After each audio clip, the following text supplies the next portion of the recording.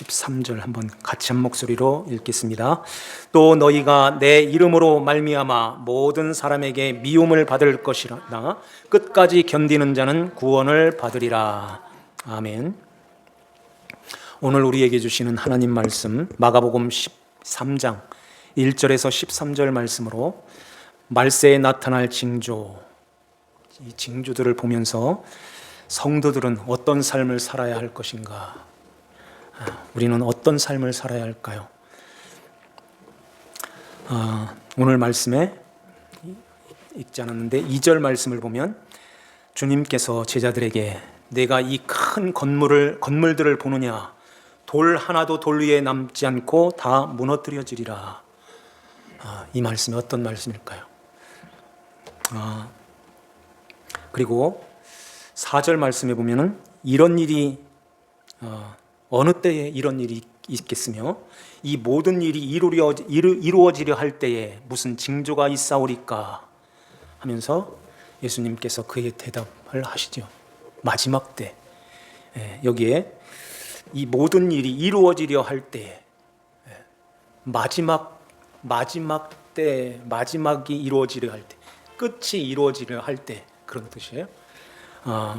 이런 끝이 있을 때, 마태복음에 보니까 주님의 임하심과 세상 끝에는 무슨 징조가 있사오리까 이렇게 제자들이 묻습니다.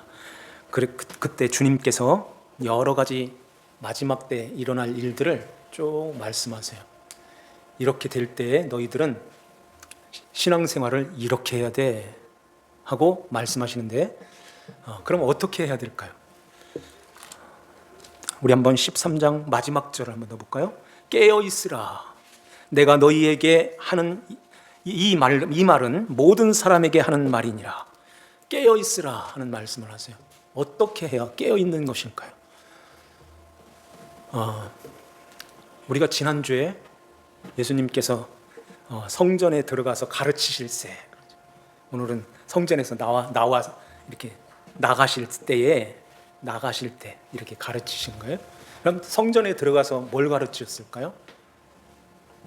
다윗이 시편 110편에 한 말씀을, 그 말을 따와서 다윗이 나에게 주라 하셨다, 주라 했다, 이렇게 내가 다윗이 말한 그 주야, 이런 말씀하는 것이죠. 그러면서 다윗은 나를 주님으로, 그러니까 앞으로 오실 메시아 그리스도로 주님으로 알고 이렇게 주 종으로서의 그 삶을, 주님과 종으로서의 삶을 살았다. 그래서 지난주에 다윗이 그런 고백을 하잖아요. 나는 젖된 어린아이와 같다고. 그런 어린아이와 같은 그러한 마음을 가지고 나를 봤어 하는 거예요. 그리고 주님께서 그 헌금을 넣는 것을 보시면서 여기에 가난한 과부는 헌금함에 모든 사람들보다 많이 넣었다. 그러면서 이 가난한 과부의 헌금을 통해서 우리가 이 마지막 때에 어떻게 신앙생활을 해야 될 것인가를 다윗과 이 가난한 과부를 들어서 우리에게 말씀하시는 것입니다. 이렇게 해야 돼, 너희들도. 이렇게 우리에게 가르치고 있는 거예요. 자기의 모든 소유를 다 이렇게 드렸다고 하는데, 마지막 때가 되면은 많이 가질 필요 없어, 다 바쳐야 돼, 이런 얘기하는 것이 아니라 그 주님을 전적으로 의지하고 맡기고 그 주님 그리스도의 다스림 속에 살아야 돼, 이걸 가르치고 있는 거예요. 그래서 우리가 이 깨어있는 신앙생활이 바로 이러한 것이 깨어있는 신앙생활이야. 나만 바라보고 나만 의지하고 나한테 맡기고 너희들의 모든 것을 나한테 맡겨야 돼. 이렇게 살아갈 때, 이런 엄청난 일들이 벌어질 때, 이런 일이 있을 때 두려워하지 않게 된다. 그리고 이제는 내가 너희 안에 들어와서 성전을 삼고 너희 안에서 너희와 항상 함께 할 거야. 그렇기 때문에 끝까지 견딜 수 있다. 끝까지 견뎌야 구원을 받게 되는데, 끝까지 견딜 수 있는 것은 너희들의 의지로 되는 것이 아니라 이렇게 가난한 과부처럼 하나님 앞에 맡겨야 돼. 나한테 맡겨야 내가 너희들을 붙들고 너희들과 함께한다. 어디를 끌려가도 무슨 말을 하려고 염려하지 말고, 그 무슨 말을 할 때 말하게 하시는 분은 성령님이시다, 이런 말씀하신 거예요. 이러한 가운데서 주님께서 이 말씀을 제자들에게 하시는데요, 1절 말씀을 한번 볼까요? 제자 중 하나가 선생님이여 보소서, 이 돌들이 어떠하며 이 건물들이 어떠하니까. 성전 46년 동안 지은 그 성전을 이렇게 마당에서 뜰에서 이렇게 보면서 이 돌들이, 돌로 지은 이 엄청난 그 성전이 어떻게 되겠습니까? 이 건물이 어떻게 되겠습니까? 이렇게 묻잖아요. 그때 주님께서 내가 이 큰 건물들을 보느냐? 돌 하나도 돌 위에 남지 않고 다 무너뜨려지리라. 이것은 이렇게 겉으로 이렇게 보이는 가운데서 실제로 그렇게 무너져 버렸어요. 주 70년에 그 로마의 장군인 티투스 장군이 군대를 이끌고 와서 예루살렘을 함락시키죠. 이러한 가운데서 군인들이 성전을 다 파헤치는 거예요. 속에 금은보화 다 캐가려고. 그래서 돌 위에 돌 하나도 돌 위에 올려지지 않고 다 무너진다 하는 말씀이 성취가 되죠. 그러면서 638년에는 그 이슬람 사원이, 모슬렘 사원이 거기에 지금 이 도무로 된 그 사원이 지어지죠. 이러한 가운데 이스라엘 백성들은 거기에 들어가지도 못하고 바깥에 통곡의 벽에서 임하되고서 통곡하고 있는 거예요. 기도문 썩어가지고 그 쪽지를 그 바위 틈에다 막 이렇게 적으면 지금까지 이런 상황이 있다는 것이죠. 이스라엘 사람들의 그 꿈이 뭘까요? 그 자리에다가 성전을 짓는 것입니다. 근데 주님께서 돌 하나도 돌 위에 남지 않고 다 무너뜨려지리라. 무너지는 거예요. 이건 실체가 아니야. 이건 실체가 아니고 이제 실체의 성전인 내가 왔어. 이걸 가르치시는 거예요. 그리고는 이제 더 나가서는 돌 하면 바울이 그리스도시다 하는 말씀하시죠. 반석, 돌, 바위, 이런 것은 예수 그리스도를 상징하고 있어요. 그 돌인 내가 거기에 있지 않아 하는 것을 가르치는 것입니다. 이스라엘 백성들은 그 성전을 하나님처럼 신봉하고 있는 거예요. 돌 하나도 돌 위에 남지 않고 다 무너뜨려지리라. 이걸 이스라엘 백성들이, 그 유대 종교 지도자들이 이걸 들었으면 어떤 반응을 할까요? 몰매 맞아 그 자리에서 죽을지 몰라요. 이것 때문에 사실은 예수님이 십자가에 돌아가신 거예요. 이 성전을 헐라. 내가 3일 만에 일으키리라 그러죠. 이 성전을 헐라 그러니까 예수님은 자기 육체를 가리킴이라 그렇게 말씀하시는데, 유대인들은 이게 46년 동안 지어진 건데 이걸 누가 헐어? 이렇게 나오잖아요. 그래, 그 성전을 모독했다고 예수님을 십자가에 못 박았던 것입니다. 거기에 자기가 하나님의 아들, 하나님이라고, 그리고 안식일에 일하지 말라고 하는데 안식일 날 병자 고치고 안식일 날 제자들이 밀 비벼 먹고 막 이렇게 안식일에 일을 하니까 거기에 발끈하여 예수님을 십자가에 못 박았던 것이죠. 이렇게 돌 하나도 돌 위에 올려지지 않고 다 무너뜨려진다. 그 신앙 가지고는 예수님께서 무화과나무, 그러니까 열매가 없는 그 무화과나무의 그 나무를 보고서 영원토록 사람들이 너에게서 열매를 얻지 못하리라. 유대인들을 가리켜서 말씀하시는 거예요. 빗대서 보여주는 것입니다. 그 신앙 가지고는 무슨 신앙이에요? 사람이 열심을 하여, 열정을 하여, 이 열심과 열정은 하나님이 해주시는 거예요. 그걸 헤세드라고 해요. 자비, 사랑, 은혜, 긍휼 이런 뜻을 갖고 있는 그 헤세드라는 말이 시편에 막 이렇게 줄줄 나오는데, 그 말은 하나님의 열정이라는 뜻이에요. 하나님의 열심, 하나님의 열의가 예수 아들까지 내어서 보내시는 열정으로 하나님이 우리를 구원하는 것이지, 내가 열정을 가지고 하나님 앞에 하나님을 감동시켜서 하나님 마음을 사서 천국 가는 그런 것이 아니다 하는 것입니다. 그렇게 가는 것은 하나도 못 들어가. 이건 뿌리까지 말라버리는 그런 것처럼, 돌 하나가 돌 위에 올려놓지 못하는 예수 그리스도가 이렇게 지어지지 않는 성전이 절대 너희들에게는 없다 하는 것을 보여주는 것입니다. 그러면 우리는 어떻게 신앙생활을 해야 될까요? 마지막 때가 되면은 사람들이 다 나도 할 수 있어, 꿈과 비전 자꾸 이렇게 나가는 거예요. 그렇게 가지고선 하나님 앞에 가겠다는 것입니다. 이렇게 가지고 하나님 감동시키겠다는 거예요. 그래서 늘 이야기하는 거잖아요. 하나님 앞에 큰 복을 받아서 하나님께 마음껏 드려서 하나님 앞에 나가겠다는 것입니다. 그것은 하나님 그리스도가 오시는 성전이 아니야. 돌 위에 돌이 올려지는 성전이 절대로, 그 성전은 없는 거야. 안 쌓아져. 내가 그 안에 들어갈 수가 없어.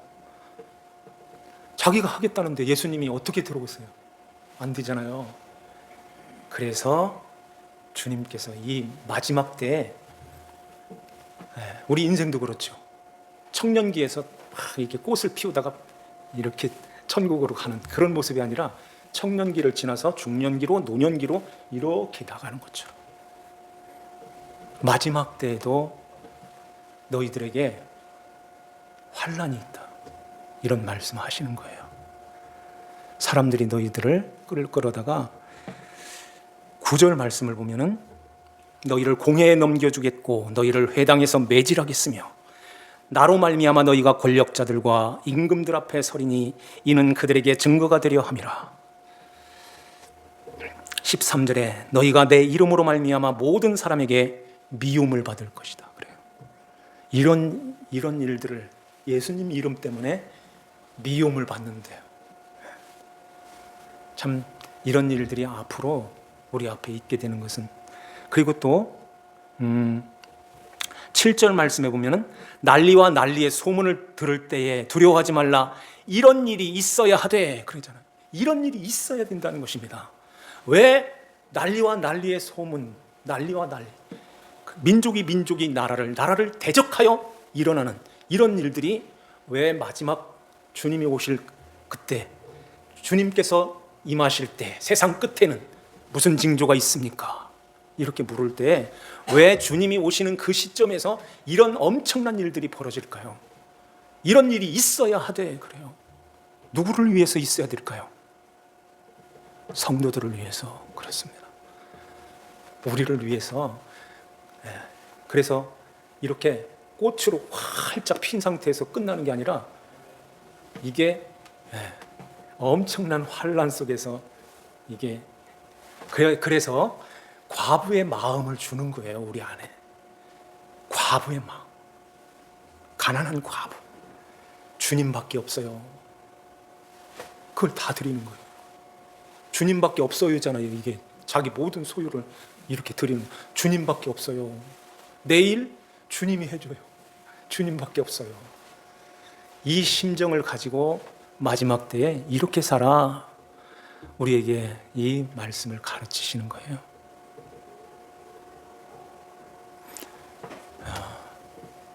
이런 것이 없으면, 이런 것이 없이 평탄하게 가면 하나님 의지하겠어요? 하나님 바라보겠어요? 지금도 좀 평탄한 것 같으니까 6일 근무해서 하루 쉬어서는 안 되겠어. 이틀 쉬자.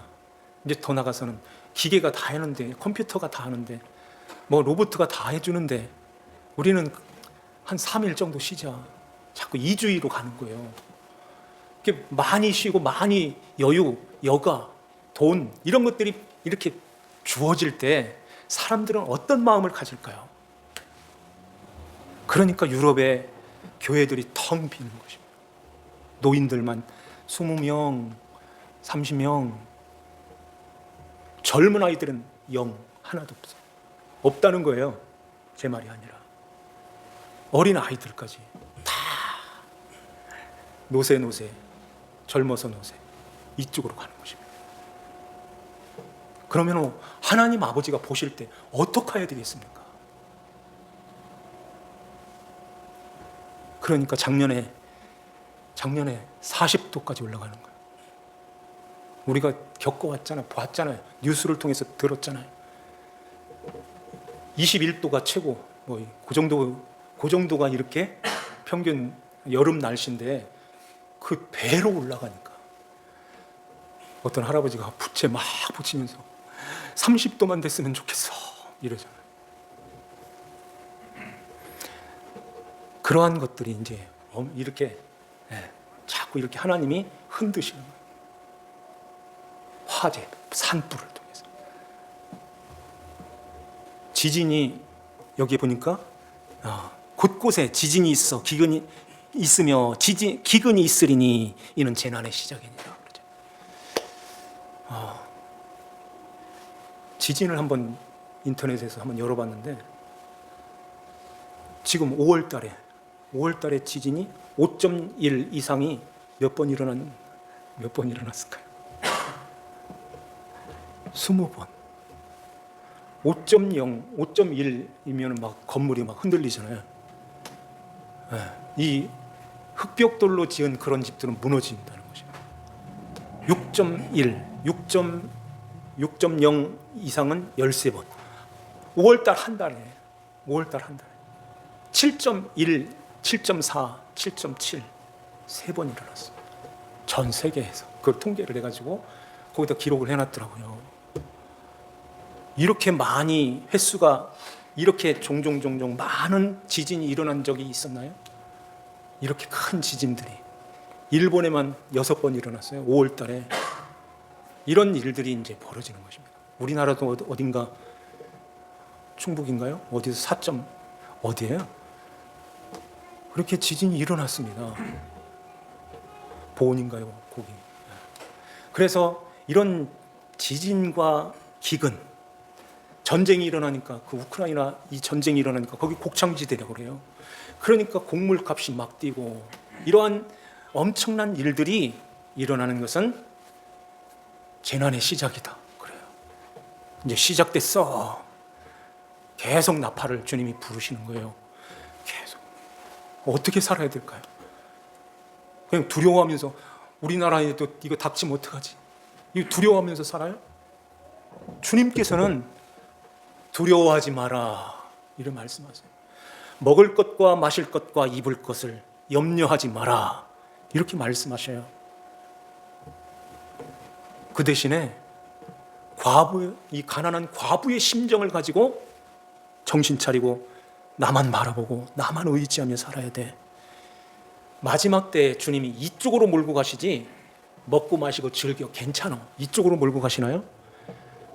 마지막이 지금 가까웠는데 주님이 오실 날이 가까워 있는데 가까워 있으면은 편안하다 안전하다 이렇게 나가겠냐는 거예요. 그렇지 않을 것이에요. 하나님이 그렇게 하지 않으시며 정신 차려라 깨어 있으라 이 말씀을 오늘 이 말씀을 통해서 우리에게 하시는 거예요. 그러면서 5절 말씀해 보니까요. 너희가 사람의 미혹을 받지 않도록 주의하라. 사람의 미혹을 받지 않도록 주의하라 하는 말씀하세요. 주의하라는 말씀은 이렇게 들여다보다 하는 뜻이 이렇게 쳐다보는 거예요. 눈이 밝아지다 하는 뜻을 갖고 있어요. 이게 눈이 밝아져서 이렇게 들여다보는 것입니다. 주의하는 거예요. 주의하여 보라는 것입니다. 내 신앙이 지금 어떤 신앙인지 주의해서 봐. 이렇게 정말 이 가난한 과부처럼 그러한 하나님밖에 없어요 하고 주님께 정말 의지하면서 맡기면서 주님 앞에 주님의 거예요 하고 주님 앞에 이렇게 드려진 이 삶을 지금 살고 있냐는 거예요. 옛날부터 말세라고 했는데 내 대에 예수님이 오시겠어. 노아의 때도 똑같이 그런 마음을 가졌어요. 사람들이 이제까지 비 한 방울 안 왔는데 무슨 날벼락이야? 무슨 비가 온다 그래? 창세기 2장인가요? 거기 보면은 이게 땅에서 지면에서 이렇게 올라왔지 비가 안 왔었어요. 그때는 비가 안 온 상태에서 무슨 비가 하늘에서 무슨 비가 와? 그런데 하나님께서 노아에게 말씀했던 그 시점에 딱 왔을 때 이제 모든 방주 안에 들어갈 것들이 다 들어가고 하나님이 문을 철커덕 닫으셨다고 그러죠.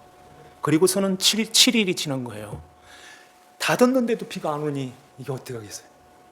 무슨 그 안에서도 막 요동쳤을 거예요.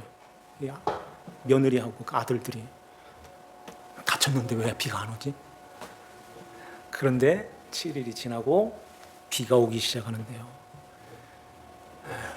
그런 것처럼 인자에 임할 때에도 노아의 때와 같이 모든 사람들이 다 안전하다 평안하다 안전하다 할 때 갑자기 도둑이 오는 것처럼 그렇게 인자의 임함도 그러하리라 그래요.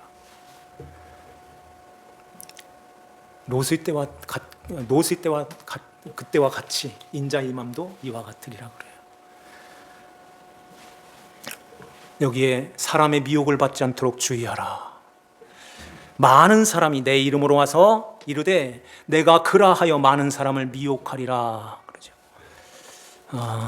많은 사람이 미혹한다고 그러는데 22절을 한번 더 볼까요? 22절 다 같이 한번 읽겠습니다. 거짓 그리스도들과 거짓 선지자들이 일어나서 이적과 기사를 행하여 할 수만 있으면 택하신 자들을 미혹하리라 하리라. 거짓 그리스도들과 거짓 선지자들이 일어나서 기적을 일으키는 거예요. 많은 이적을 행하는 것입니다. 그러니까 신앙생활을 무슨 이적이 일어나서 내가 이 땅에서 하나님이 한번 터뜨려 주시고 이런 마음을 갖고 이런 신앙을 가지면은 다 넘어가는 거예요.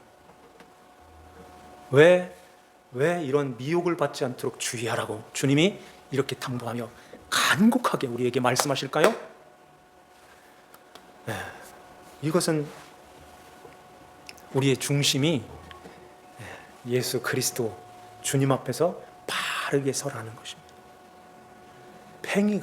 팽이를 돌려봤죠. 어렸을 때 그 팽이는 얼음판에서 때리면 때릴수록 더 잘 돌아가는 거예요. 그러면서 어떤 때는 이렇게 가서 어디 가서 딱 서 있죠. 이건 안 돌아가면 넘어지는 거예요. 근데 막 이게 세게 돌아가면은 그게 딱 동선다고 하죠. 이게 딱 서는 것입니다. 왜 그럴까요? 중심이 딱 바로 위에 딱 서 있으니까 그래요. 그 중심이 약간 조금만 비틀어져도 이렇게 돌아가는 거예요. 경험해 보셨죠? 우리의 중심은 그럼 어떤 중심이 있어야 될까요? 여기 가난한 과부가 그 중심을 가진 거예요. 다윗이 그 중심을 가졌던 것입니다. 어떤 중심일까요? 십자가 중심. 왜 예수님이 이 땅에 오셨는가를 정확하게 아는 것입니다. 이 땅에서 그 기적, 5병이어의 기적, 7병이어의 기적을 일으킬 때 많은 사람들이 그것을 얻으려고 쫓아다녔던 거예요. 병을 고치려고 쫓아다녔던 거예요. 그러니까 주님이 십자가에 달릴 때는 다 넘어져가지고 십자가에 못 박으라 소리를 치는 것입니다. 그 중심이 흐트러진 거예요. 중심이 바로 서 있지 못했던 것입니다. 그 중심은 왜 예수님이 십자가에 돌아가셨는가? 그 십자가에서 나를 바라보고 내가 누구인가를 정확하게 아는 것입니다. 그래서 돌아가셨군요 하고 그 예수님이 나 때문에 나를 하나님 아버지와 자녀로 연결시켜서 영원히 하나님 아버지와 함께 살도록 하시기 위하여 나의 모든 죄를 주님이 담당하시고 십자가에 돌아가셨네요. 이걸 알고 믿는 것입니다. 유일하신 참 하나님과 그가 보내신 자 그리스도, 예수 그리스도를 왜 보내셨는가, 그걸 아는 것입니다. 이걸 아는 것이 영생이다, 이렇게 말씀하는 거예요. 그 중심이 우리가 한시도 흐트러지면 안 돼요. 한시도. 그래서 나 때문에 예수님이 오셨고, 나 때문에 이 죄를 주님이 담당하여 십자가에 돌아가셨네요. 여기에서 우리는 감격해야 되고, 여기에서 정말 감사하는 마음으로 예배, 감사하는 마음으로 찬양, 모든 것들이 여기에서 출발이 되어야 되는 것입니다. 마지막 때를 살아가는 성도의 삶이 이 중심인 거예요. 이게 흐트러지면 다 넘어가는 거예요. 마지막 때 환란이 오는데 복 준다고 하더니 무슨 이런 것도 안 지켜줘. 왜? 다 넘어가는 거예요. 그래 배교가 일어나는 것입니다. 많은 사람들이 배교가 일어나는 거예요. 교회가, 성도들이 이렇게 많은데 그거 많은 것만 생각하면 안 돼요. 바르게 신앙생활을 하고 있는가, 그게 중요하다는 것입니다. 퀴즈를 할 때 여기에 많은 것만 생각하면 안 돼요. 알곡이 얼마나 있는가, 그게 중요한 거라는 것입니다. 흔드는데 다 날아가 버리면, 다 쭉정이면 어떡하겠어요? 안 되죠. 우리는 주님 앞에서 이 마지막 때를 살아가는 이때에, 하나님께서 지난주에 가난한 과부를 하나 들어서 이렇게 말씀하시고, 그 다음에 13장으로 넘어와서 마지막 때에 이런 일이 있을 거야, 이게 중심이야 하는 것을 우리에게 가르치는 것입니다. 나만 바라보고 전적으로 나만 의지해야 돼. 나만 나에게 맡겨야 돼. 그리고서는 이제 나의 다스림 속에서 순종하고 주님을 따라가는 이 삶을 살아가야 돼 하고, 성도가 마지막 말세의 성도들에게, 우리들에게 말씀하시는 그 말씀인 것입니다. 오늘 이 말씀을 우리 마음에 한번 잘 헤아리면서요, 진짜 계시록의 그 일곱 나팔이 계속해서 불려지고 있네. 어떻게 한 달 사이에 지진이 5.1 이상이 20번이 일어날까? 이런 것들을 예사롭게 넘기면 안 되는 것입니다. 그러면 어떻게 살지? 우리 아이들은 어떡하지? 그렇게 맡기라고 하잖아요. 하나님께 맡겨. 전능하신 하나님은 그거 위에 계셨고, 위에 계시고, 그 하나님 아버지가 위로해 주셔. 고린도후서 1장에 그 위로가 더 크다. 그러니까 공회에 잡혀서 끌려가서 매 맞고 감옥에 갇히고, 지난주에 그 경험을 한 번 했어요. 경찰서에 가는 그게 마음이 편안하지가 않아요. 사실은 옆에서 돕는 사람들이 많이 있지만은 당사자로서 그 형사들 앞에 선다는 것이 쉽지가 않아요. 이러한 것들을 통해서 이제 앞으로 더 큰 일들이 벌어질 때 하나님이 감당하라고 이렇게 한 번씩 이렇게 이 과정을 주시는 거구나, 이런 생각을 했어요. 앞으로는 엄청난 일들이 벌어질 것입니다. 우리 코로나 겪으면서 막 왔잖아요. 저 주민센터에서 왔지만 이제 앞으로 경찰이 와서 예배드리지 마, 이렇게 되면 어떡할 거예요? 다 잡아가. 이런 일들이 벌어진다면, 아유 무서워서 예배 안 드려, 이렇게 가는 거예요? 아니죠.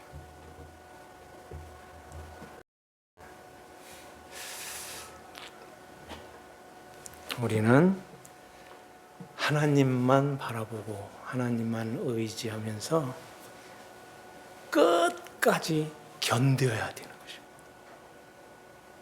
여기 마지막 절에 내 이름으로 말미암아 미움을 받을 것이나 끝까지 견디는 자는 구원을 받으리라 그래요. 끝까지 견디어 나가야 되는 것입니다. 매마저도 견디어야 되는 거예요. 그래서 주님이 오실 때에 눈물 닦아주시는 거예요. 눈물 한 방울도 안 나는데 어떻게 닦아요? 고생했다. 내 아들, 딸 고생했다. 눈물 없는 애통하는 것이나 곡하는 것이나 아픈 것, 다시는 죽음, 하나님과 떨어져 나가는 그러한 일들이 절대 일어나지 않는 영원한 그 나라에서 영원히 아버지와 함께 살자. 그때가 우리 앞에 있습니다. 그날을 우리가 바라보면서 어떠한 상황, 어떠한 환경, 어떠한 환난 이런 것들이 다가온다 할지라도 흔들리지 아니하고 끝까지 인내하면서 주님만을 바라보고 이 가난한 과부처럼 주님께 다 맡기고 믿음 안에서 승리하면서 가는 저와 여러분들이 되시기를 주님의 이름으로 축원합니다. 기도드립시다. 하나님 아버지 감사드립니다. 저희들을 주님께서 사랑하여 주시고 은혜의 날 이 아래 품으사 하나님 이 마지막 때를 살아가는 이 말세에 우리가 어떻게 신앙생활을 해야 될 것인가를 우리에게 말씀하십니다. 하나님 아버지, 다윗과 같이 젖된 어린아이와 같은 그러한 심정으로 우리는 아무것도 할 수 없고 아무것도 아닌 것을 우리는 기억하고 가난한 과부처럼 주님께 모든 것을 맡기고 주님만을 의지하며 주의 인도하심을 받으며 살았던 여인처럼 우리들도 그 믿음을 가지고 주님만 바라보고 의지하며 주님의 인도하심 가운데서 이 마지막 때에 좌우로 치우치지 아니하고 중심을 예수 그리스도의 십자가 위에 바로 세우고 주님만을 바라보고 주의 인도하심을 따라서 살아가는 하나님 아버지 신실한 주의 자녀들이 다 되게 하여 주시옵소서. 아버지 하나님께 감사와 찬송을 드리옵고 저희들을 죄에서 구원하신 주 예수님의 이름 받들어 기도하옵나이다. 아멘.